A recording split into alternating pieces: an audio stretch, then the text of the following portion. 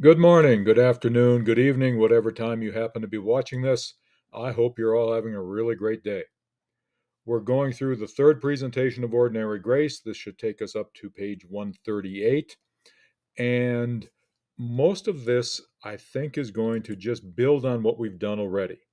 We're going to deal with the that was then, the nostalgia. We're going to talk about a coming of age story as in comedy. We're going to talk about a coming of age story as in a bit of the truth. And we're going to continue to work with the characters that we have done here.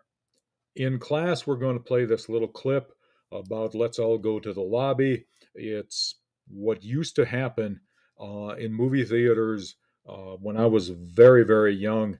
And I think because I'm doing a preview right after the previews, this little clip used to come in. People would run to the lobby, buy popcorn, candy, and whatever, and get back into their seats before the film began. The characters, we've talked about Doyle. We're going to talk about him some more. Same with Gus and Ruth. And we're going to mention Emil Brandt as the new characters. And again, we're going to talk about direct characterization. We're going to talk about indirect characterization. And a quick reminder, the purpose of all of this is having you do some analysis, having you dig through and make inferences, and then follow up on those inferences to see whether the ideas you've come up about these characters can be fleshed out. And again, sometimes you're going to draw your inference based on how the characters acts, and we will see what other characters say about them to kind of back you up.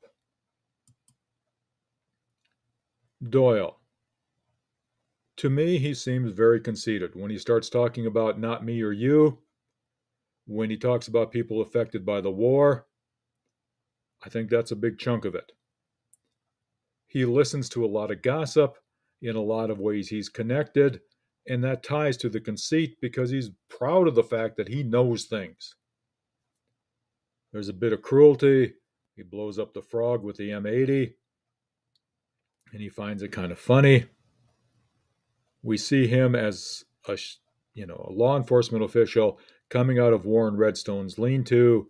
He likely had no warrant. He likely had nothing that would allow him to go in. And we get, I think, a way to sum him up from Gus that's important. He's a certain kind of man. Not a bad man, really, but an unthinking man. The idea of the cruelty, the idea of the conceited, the idea of being sneaky, he just doesn't think about the consequences of what he says or what he does. Of course, there is the question of whether we can believe Gus. We see that he's loyal to Nathan. Doyle claims Nathan cracked. Gus backs him up. He is willing to accept some responsibility for what he's done, and he is willing to accept responsibility for failure. I let you down today.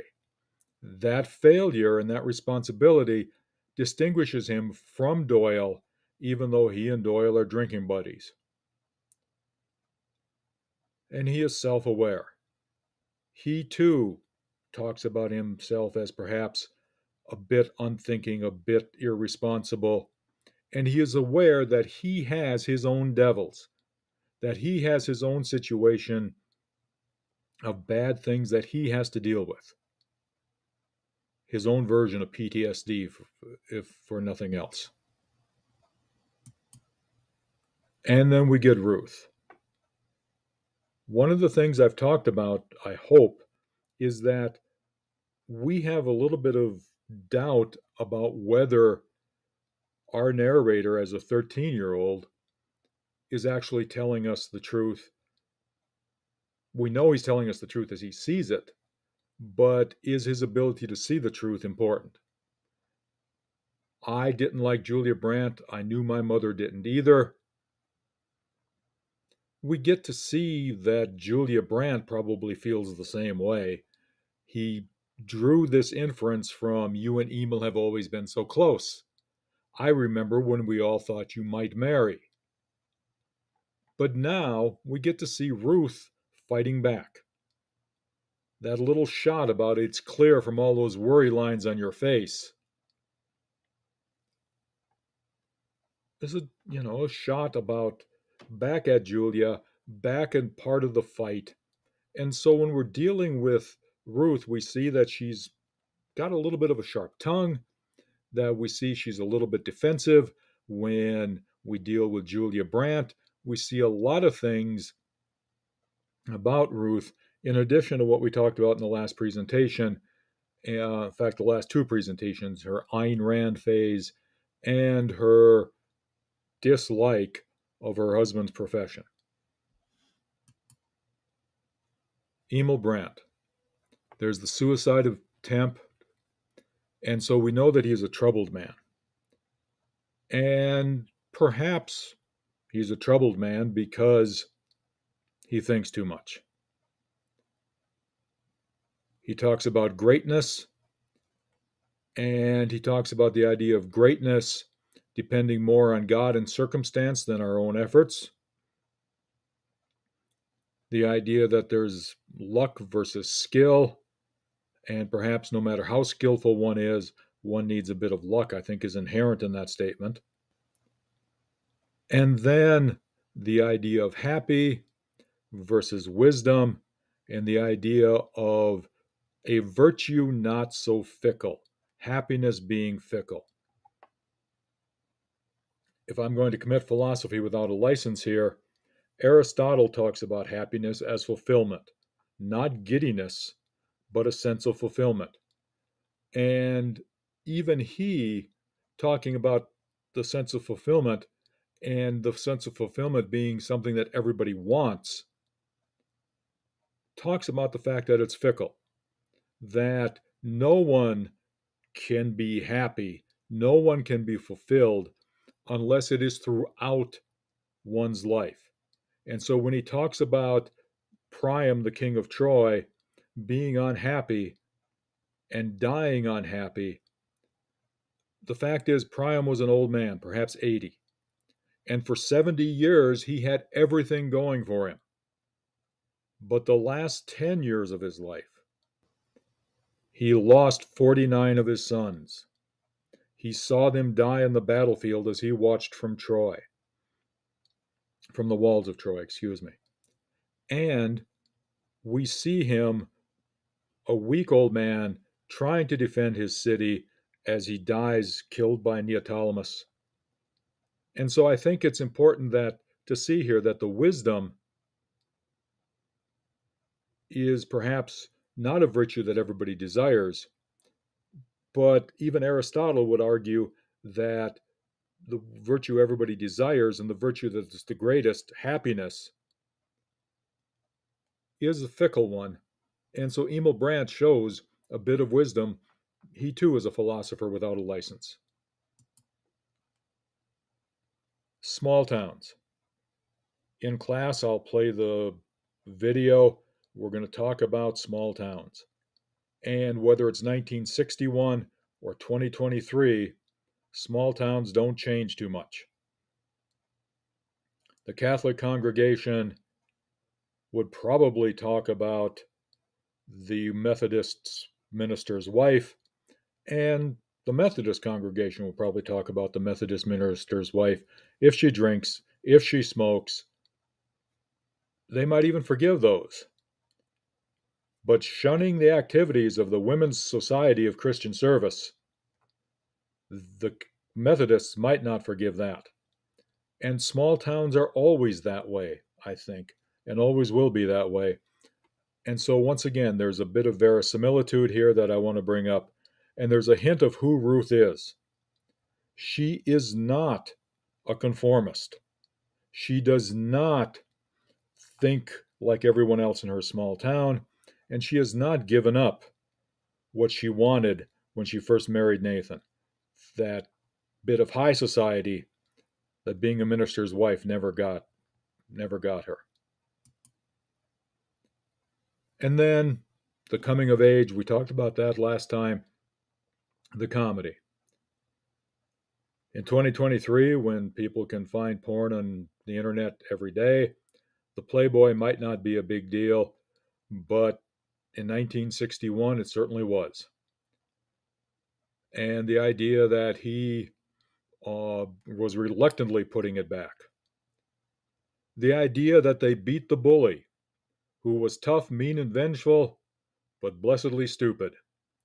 And I don't know about all of you guys, but I think whenever I think of this, to go back to the connection element, I always think about A Christmas Story and Frankie beating up, or Ralphie, excuse me, beating up the bully. Frankie's from this book. And then finally, the first kiss, the comedy, the age of innocence with the first kiss, a licorice ice cream cone. She looked like Groucho Marx. And once again, all of you are really young. You have no idea who Groucho Marx was, probably. So let me toss in the picture. Here he is, the man, the myth, the legend, Groucho Marx, one of the great comedic minds of the 20th century. Television, show, movies, vaudeville before that. And then there's this coming of age, naive but serious. He's talking with Warren Redstone about if people don't get thrown in jail just for being troublemakers. That's probably not true. That's probably very naive. And certainly he would see that happen the next 8-10 years of his life, the next 13 years of his life, as people were protesting the Vietnam War, people engaged in other protests. And even then, he would have been naive to think about that in view of the civil rights and the view of the efforts to end segregation just a couple of years later. Lots of people got thrown in jail simply for being black and sitting at a lunch counter that was labeled whites only. And then the really simple thing, the idea of love and relationships being complicated versus his simple view, serious but simple. You love each other, you get married, that's how it works, it's easy enough. And the idea that it's not going to be easy enough.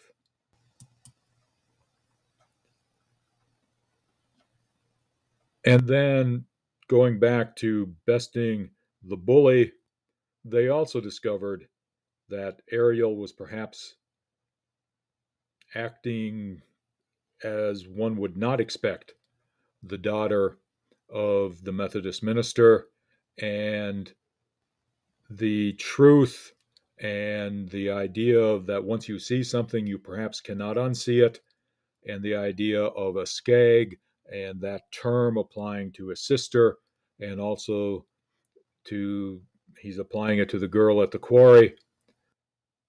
He's grown up a little bit, and he is facing a truth. As the sign here says, there's no return from that truth. And keeping with the idea of road signs and the complication of road signs, a bit of history. When he's dealing with, it was a hopeless thing we tried to do because the whites, they had soldiers and guns and money and newspapers and repeated all the lies. And the idea of not always does truth come out. Not always is everything you see the way it should be. That coming of age, that loss of innocence is underlying this novel. And I think it's underlying this novel in a very subtle way. Last presentation, I talked about perhaps his building of suspense was heavy-handed. This presentation, I think there's a certain subtlety as he just layers on the truth that a 13-year-old has to experience, whether it's American history, whether it's the truth about a family member, all of that truth is something that Frankie has to learn to deal with. That should wrap this one up. Once again, I hope everyone has a good day, and I hope to see you all in class next class period.